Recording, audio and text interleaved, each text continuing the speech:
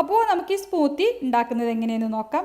അപ്പോൾ രാഗി വെച്ചിട്ടാണ് നമ്മളിത് ഉണ്ടാക്കുന്നത്. അതിനായിട്ട് 2 ടേബിൾ സ്പൂൺ രാഗി പൗഡർ ഒരു സോസ് പാനിലേക്ക് എടുത്തിട്ടുണ്ട്. ഇതിലേക്ക് 1 കപ്പ് വെള്ളം ഒഴിച്ചിട്ട് നന്നായിട്ടൊന്ന് മിക്സാക്കി എടുക്കാം. ആദ്യം കട്ടയൊന്നുമില്ലാതെ നന്നായിട്ടൊന്ന് മിക്സാക്കി എടുത്തതിന് ശേഷം വേണം നമുക്കിത് സ്റ്റൗവിലേക്ക് വെച്ചിട്ട് ഒന്ന് കുറുക്കിയെടുക്കാൻ. അപ്പോൾ ആദ്യം കട്ടയില്ലാതെ നന്നായിട്ടൊന്ന് മിക്സാക്കി എടുക്കാം. അതിന് ശേഷം നമുക്കിത് സ്റ്റൗവിലേക്ക് വെച്ചിട്ട് നന്നായിട്ടൊന്ന് കുറുക്കിയെടുക്കാം. മീഡിയം ഫ്ലെയിമിലിട്ടിട്ട് രാഗി നന്നായിട്ട് വേവുന്നത് പോലെ വേണം കുറുക്കിയെടുക്കാൻ. അപ്പോൾ രാഗിക്ക് അത്യാവശ്യം ഒരു വേവുണ്ട്. അപ്പോൾ അതിനനുസരിച്ചിട്ട് മീഡിയം ഫ്ലെയിമിലിട്ടിട്ട് നന്നായിട്ടൊന്ന് കുറുകി വരുന്നത് വരെ കുറുക്കിയെടുക്കുക.